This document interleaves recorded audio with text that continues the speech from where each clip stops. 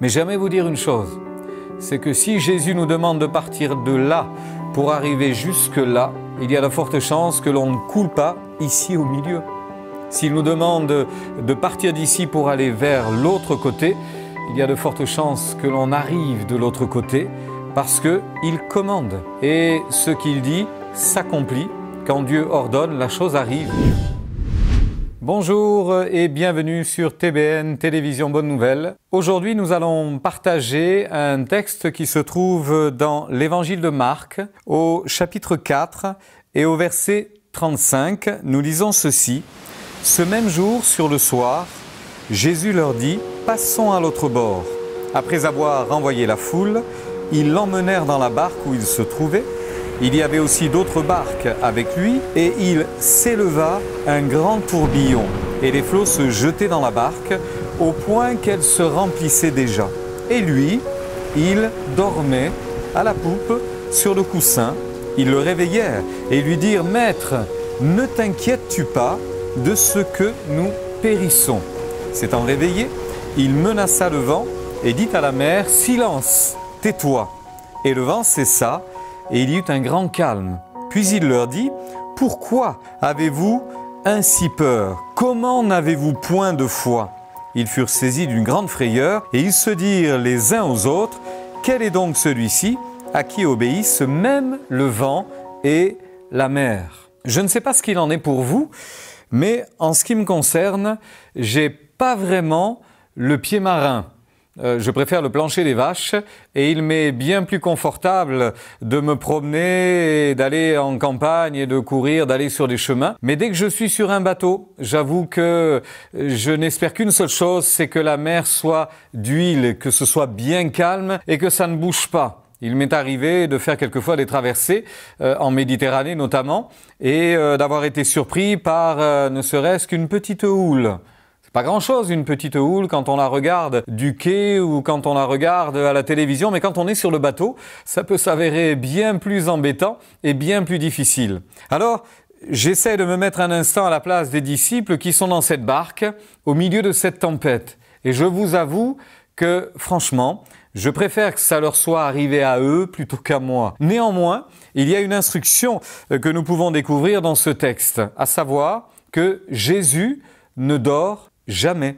Il nous semble dans ce texte que les disciples ont été inquiets de ce que Jésus dormait. Je vous rappelle ce qui s'est passé. Donc, quand Jésus leur propose de traverser le lac de Galilée, ils s'en vont de l'autre côté. Jésus est avec eux dans la barque et bien évidemment, le début de la traversée se passe bien et ce qui arrivait quelquefois, c'est que soudainement, sans que cela ait été prévu. On avait, j'imagine, regardé la météo, on avait peut-être essayé de faire en sorte de ne pas être gêné par une traversée qui serait troublée, agitée. Toujours est-il que, précisément, ça devait bien se passer et d'un coup, il y a un tourbillon qui fond sur le lac et on commence à comprendre que la traversée va être difficile. Les flots se jetaient dans la barque au point qu'elle se remplissait déjà et Jésus dort. À ce moment-là, je me dis c'est quand même assez incroyable parce que comment est-il possible que Jésus dorme dans la barque alors que vous avez des paquets de mer, des paquets d'eau qui rentrent ainsi dans la barque? Ça paraît assez surprenant quand on comprend l'explication de ce texte et que l'on voit la remarque de Jésus. Pourquoi avez-vous eu ainsi peur ? Pourquoi avez-vous réagi ainsi?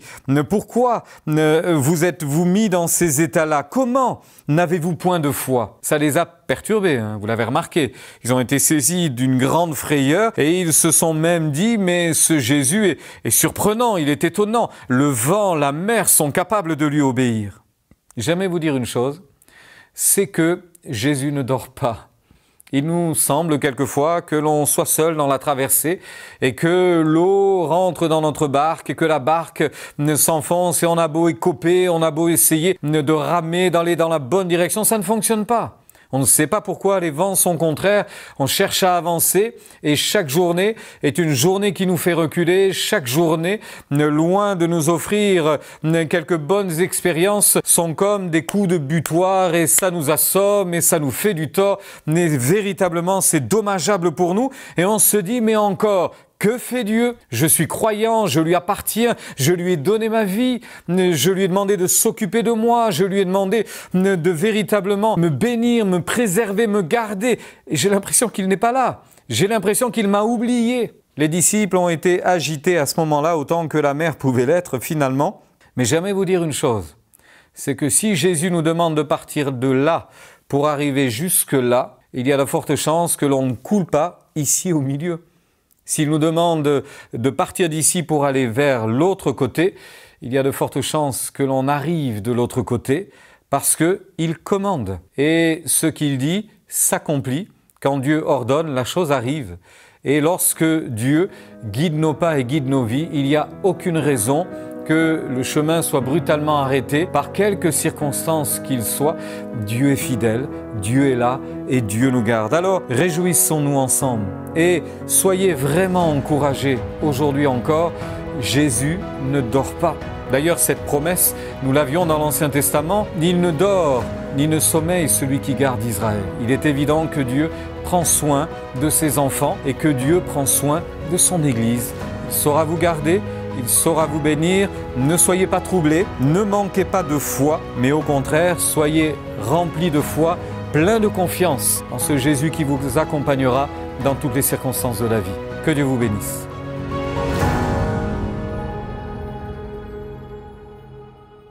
Shalom, j'espère que vous avez aimé cette vidéo. Abonnez-vous pour ne pas rater nos programmes. Merci de faire partie de notre famille TBN. Que Dieu vous bénisse. Shalom de Jérusalem.